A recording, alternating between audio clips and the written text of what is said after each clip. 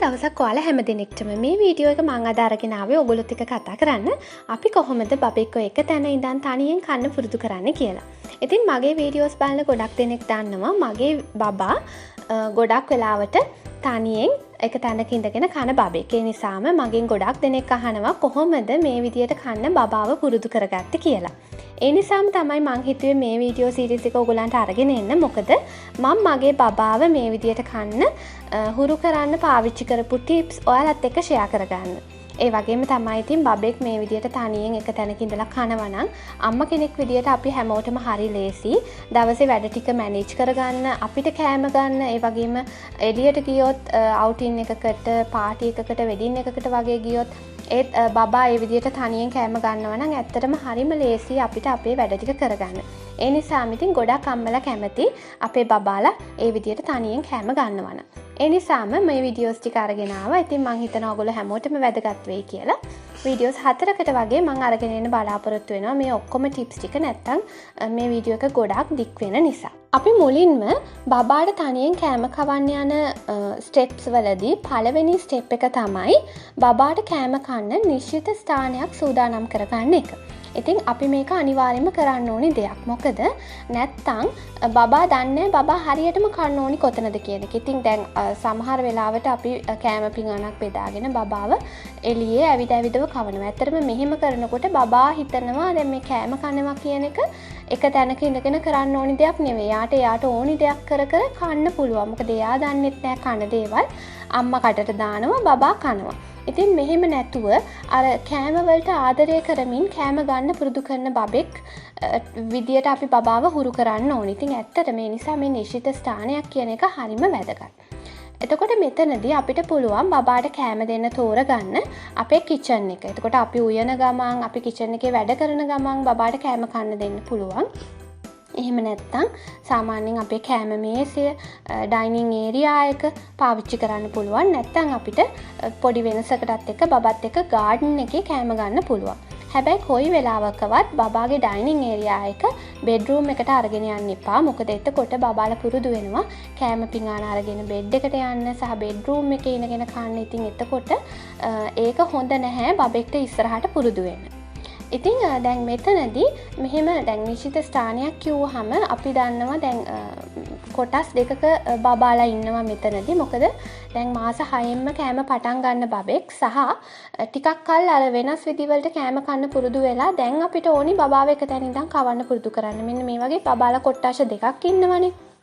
ඉතින් දැන් ඔයාගේ බබාට මාස 6ක් නැත්තම් කෑම පටන් අරන් මාසයක් දෙකක් වගේ ගිහිල්ලා නම් හරි කෑම පටන් අරන් නැත්තම් ළඟදිම කෑම පටන් ගන්න ඉන්නවා නම් ඔයාට කරන්න තියෙන්නේ බබාට එක තැනක ඉඳගෙන කන්න පුළුවන් විදිහේ තැනක් නිර්මාණය කරන්න. දැන් ගොඩක් වෙලාවට මෙතනදී බබාට හයි චෙයා එකක්, ෆීඩින් චෙයා එකක් ගන්න පුළුවන් නම් ගොඩක් හොඳයි.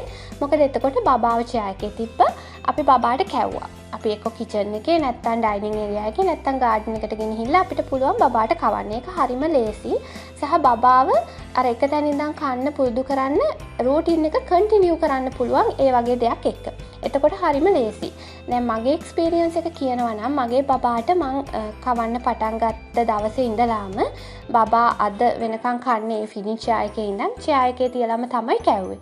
ඉතින් පළවෙනි දවසෙත් බබා කෑවා. ඒ විදිහටම බබාට ඒක කන්ටිනියු කරගෙන ගියා. මොකද හරි ලේසි වුණා මට ඒ බබාව ඒකට හුරු කරගන්න. මොකද අර පළවෙනි දවසේ ඉඳලම බබාව ඒකෙම තිබ්බ නිසා. ඉතින් ඒ නිසා හරිම ලේසි. ඔයාලට පුළුවන් නම් මේ විදිහේ ෆීඩින් චෙයා එකක් පර්චේස් කරගන්න. මම මේ වීඩියෝ එක ඉස්සරහට කියන්නම් ඔයාලා ෆීඩින් චෙයා එකක් ගන්නව නම් මොන වගේ දේවල්ද කන්සිඩර් කරන්න ඕනි කියලා. මොකද ඒක ගොඩාක් වැදගත් අපි බබෙක්ව කවන්න පුරුදු කරද්දී. ඉතින් දැන් ඊගාව කොට්ටාශය තමයි දැන් අපි බබාව හුරු කරගෙන තියෙනවා ඇවිද ඇවිද ගාඩන් එකේ ඉඳගෙන කන්න සහ බබා දුවද්දී බබාගේ කටට කෑම ටිකක් දාන්න. මෙහෙම පුරුදු කරගෙන තියෙනවා නම් බබාව තනියෙන් කන්න එක තැනක තියාගන්න හුරු කරන්න ඕනි නම් අපි ඒත් කරන්න ඕනි බබාට එතකොට අර ටේබල් එකක් චෙයා එකක් ඇරේන්ජ් කරලා දෙන්න. මෙතන ඉඳන් අපි කමු කියලා බබාට කියන්න පුළුවන්. දැන් එතනදිත් ඔයගලන්ට හොඳයි දැන් බබාට අවුරුද්දක් එකමාරක් දෙකක් වගේ වෙනවා නම් ඒත් ඉතින් අපිට පුළුවන් බබාට ලස්සන හයි චෙයා එකක් අරන් දෙන්න අපේ ඩයිනින් ටේබල් එකේ තියාගෙන කන්න. එහෙම නැත්නම් බබාට ට්‍රේ එකක් එක්කම හොඳ ෆීඩින් චෙයා එකක් අරන් දෙන්න පුළුවන්. එතකොට අර බබාට වෙනස් එක්ස්පීරියන්ස් එකක්, අලුත් දෙයක්. එතකොට හරි බබාලා හරි ආසයි ඒ වගේ එකකින් නම් කන්න. ඉතින් මෙන්න මේ විදිහට අපිට පුළුවන් බබාට නිශ්චිත ස්ථානයක් හඳුන්වලා දෙන්න. දැන් මෙතනදී මම ඔයාලට කිව්වා ඔයාලා ෆීඩින් චෙයා එකක් ගන්නව නම් මොනවද කන්සිඩර් කරන්න ඕනි කරුණු කියලාත් මට හිතුණා ඔයගොල්ලොත් එක්ක කතා කරන්න. අපි දැන් කතා කරමු ෆීඩින් චෙයා එකක් මිලදී ගන්නවා නම් අපි මොනවද සැලකිලිමත් වෙන්න ඕනි කරුණු කියලා. ඉතින් මුලින්ම අපි සැලකිලිමත් වෙන්න ඕනි ෆීඩින් චෙයා එකේ මිල. ඉතින් අද වෙනකොට නම් ලංකාවේ ෆීඩින් චෙයාස් වල මිල සාමාන්‍යයෙන් අඩු මට්ටමක තියෙනවා. මොකද ඉස්සර ගොඩාක් වැඩි මට්ටමක තමයි තිබුණේ. හැබැයි දැන් නම් ගොඩක් ඉල්ලුම වැඩි නිසා ප්‍රයිස් එක අඩු වෙලා තියෙනවා. ඒ වුණාට ඉතින් ලොකු ගණන් වලටත් තියෙනවා. සාමාන්‍ය ගණන් වලටත් තියෙනවා. ඉතින් අපේ බජට් එකට ගැලපෙන විදිහට අපිට පුළුවන් ෆීඩින් චෙයා එකක් ගන්න. දැන් මම 2017 ඔක්තෝබර් වල තමයි මගේ බබාගේ ෆීඩින් චෙයා එක ගත්තේ. මං ගත්තේ රුපියල් 5000ක මුදලකට. ඒ වගේම තමයි දැන් තියෙනවා ගොඩාක් වෙලාවට මම දැකලා තියෙනවා මේ වගේ චූටි චෙයා එකක් ප්ලාස්ටික් වලින් හදපු. මං හිතන්නේ මේක එච්චර මිල නැතුව ඇති. තවත් ගොඩක් මිල අඩු ඇති. ඉතින් ඒ නිසා අපිට ගැලපෙන බජට් එකකට අපිට ෆීඩින් චෙයා එකක් මිලදී ගන්න පුළුවන්. ඊගාව කාරණේ තමයි අපි ෆීඩින් චෙයා එකක් මිලදී ගන්නකොට දැන් ප්‍රයිස් එක කොහොම වුණත් අපි අනිවාර්යයෙන්ම කන්සිඩර් කරන්න ඕනි කාරණා කිහිපයක් තියෙනවා. පළවෙනි එක තමයි අපි හැම වෙලේම ෆීඩින් චෙයා එකක් ගන්නකොට ඒක බබාට කම්ෆර්ටබල්ද නැද්ද කියන එක ගැන සැලකිලිමත් වෙන්න ඕනි. දැන් මෙතනදී මම බබාට කම්ෆර්ටබල් කියලා කියන්නේ අර හොඳට කුෂන් කරපු චෙයා එකක් නෙවෙයි. ඇත්තටම දැන් ඒ වගේ චෙයාස් ඕනි තරම් වෙළඳ පොලේ තියෙනවා. හැබැයි මම හිතන විදියට ඒ වගේ හොඳට කම්ෆර්ටබල් හොඳට කුෂන් කරපු චෙයා එකක් අරන් දුන්නොත් වෙන්නේ බබා කන්න ගියාම සමහරට බබාට නිින්ද යන්න පුළුවන්. දැන් කොහොමත් ඔය ෆීඩින් චෙයා එකේ තියලා කවනකොට බබාලට නිින්ද යන එක වෙනවා. දැන් අර වගේ තවත් හොඳට කම්ෆර්ටබල් වුණොත් බබාට කොහොමත් නිින්ද යනවා. ඉතින් ඒ නිසා මේ ඔයාලා ටිකක් කන්සිඩර් කරන්න ඒක ගැන. මොකද දැන් අපි මේ චෙයා එක ගන්නේ බබාට කම්ෆර්ටබලි වාඩි වෙලා ඉන්න නෙවෙයි, බබාට කන්න දෙන්න. එතකොට ඒ නිසා ඒකට සුදුසු විදියට අපි චෙයා එක සිලෙක්ට් කරගන්න ඕනේ. ඒ වගේම තමයි අනිත් දේ පිරිසිදු කරගන්න පුළුවන් වෙන්න ඕනේ. මේක හරිම වැදගත්. මොකද දැන් අපි චූටි බබෙක්ටනේ කවන්නේ. එතකොට අපි මාස 8ක් වෙනකන් වගේ නම් අපි ස්පූන් එකෙන් තනියමම කවනවා. ඉතින් සමහර විට ගෑවෙන්නේ නැති වෙන්න පුළුවන්. හැබැයි අර බබාට ෆින්ගර් ෆුඩ් දෙන්න පටන් ගන්නවනේ අපි. ඒ වගේම තමයි චූටි බබාලා ඉතින් අර තේරෙන කාලේ එනකොට එයාලා ස්පූන් එක එහෙම ඉල්ලනවා. එතකොට ඉතින් අපිට පුළුවන් ස්පූන් එක දෙන්න බබාට තනියෙන් අරගෙන කන්න. මේ වගේ වෙලාවකදී වෙන්නේ බබා හොඳටම කෑම ගා ගන්නවා, ඔළුවේ ඇඟපතේ හැම තැනම ගා ගන්නවා. ඉතින් අපිට එතකොට කෑම කෑවට පස්සේ බබාවත් වොෂ් කරන්න ඕනි. ෆීඩින් චෙයා එකත් හොඳටම ක්ලීන් කරන්න ඕනි. දැන් අපි අර හොඳට රෙදි වලින් කුෂන් කරපු අර හොඳ කම්ෆර්ටබල් ෆීඩින් චෙයා එකක් ගත්තොත් වෙන්නේ අපිට ක්ලීන් කරගන්න හරිම අමාරු වෙනවා. ඉතින් ඒ නිසා අර හැම වෙලේම ක්ලීන් කරගන්න ලේසි විදිය චෙයා එකක් හොයා ගන්නවා නම් ගොඩක් හොඳයි. ඉතින් දැන් වෙනකොට නම් ප්ලාස්ටික් වලින් ලී වලින් හදපු ඒවාත් තියෙනවා. ඒ වගේම තමයි දැන් ගොඩක් වෙලාවට මේ ෆීඩින් චෙයා එකේ තියෙන ට්‍රේ එක සමහර චෙයාස් තියෙනවා ටොයිස්, මියුසික් වගේ දේවල් යන්න හදපු මේ ට්‍රේ එකේ එක එක පොඩි පොඩි ගැජට්ස් දාලා හදපු ඒවා. ඉතින් ඇත්තටම මේ වගේ එකක් මිලදී ගන්නවා නම් එතනදිත් අපිට ක්ලීන් කරන්න හරි අමාරුයි. මොකද අර චූටි කෑම් දැන් අපි බබාලට බෙරි බත වගේ දෙයක් නේ දෙන්නේ. එතකොට ලික්විඩ් වගේනේ මේවා රැඳෙනවා අර මේ ඒ ටොයිස් වල එහෙම. ඉතින් ඇත්තටම මේවා ක්ලීන් කරගන්න හරි අමාරුයි. සහ මේ තැන්වල විස බීජ රැඳෙන්න පුළුවන්. මොකද අපි හැමදාම මේක යූස් කරනවානේ. ඒ නිසා ඔයාලා හැම වෙලේම කන්සිඩර් කරන්න ඒක ගැන. හොඳටම ක්ලීන් කරගන්න පුළුවන් විදිය ට්‍රේ එකක් සහ චෙයා එකක් මිලදී ගන්න. ඒ වගේම තමයි පාට. ඉතින් දැන් අපි ගොඩක් වෙලාවට මිලදී ගන්නේ බබා කැමති බ්ලූ කලර්, පින්ක් කලර් වගේ කලර්ස්. ඒවා ප්‍රශ්නයක් නැහැ. හැබැයි මට හිතෙනවා වයිට් කලර් වගේ කලර් එකක ට්‍රේ එකක් තියෙන චෙයා එකක් මේ මිලදී ගන්න පුළුවන් නම් ගොඩක් හොඳයි. මොකද එතකොට අපිට අර ක්ලීන් කරාම අපි දන්නවනේ හොඳටම ක්ලීන් කියලා හොඳට මේ වෙනස පේනවා. ඉතින් මම පර්චේස් කළේ වයිට් කලර් එකක්. මට අද වෙනකම්ම මම ඒක හොඳට ක්ලීන් කරනවා. මොකද මට ඒක හොඳටම පැහැදිලිව පේනවා මේක ක්ලීන් නැත්තම්. ඒ වගේම තමයි අර ට්‍රේ එකේ එක එක දැන් කප් එක තියන්න වෙනම තැනක් මේ විදියට තියෙන එකකට වඩා ප්ලේන් ට්‍රේ එක තියෙන ෆීඩින් චෙයා එකක් ගන්න පුළුවන් නම් ගොඩක් හොඳයි. අර මං කලින් කිව්වා වගේ මොනවද කැම රැඳෙන්න පුළුවන්. එතකොට ඒවා හරියට ක්ලීන් වුනේ නැත්නම් ඒවයි විස බීජ රැඳෙන්න පුළුවන් නිසා. වගේම තමයි අපේ අවශ්‍යතාවයේ විදියට දැන් සමහර ෆීඩින් චෙයාස් තියෙනවා ඇඩ්ජස්ටබල් ඒවා. දැන් අපි සාමාන්‍යයෙන් එළියට යනකොටත් ෆීඩින් චෙයා එක ගෙනියනවා නම් ඇඩ්ජස්ටබල් එකකට යන්න පුළුවන්.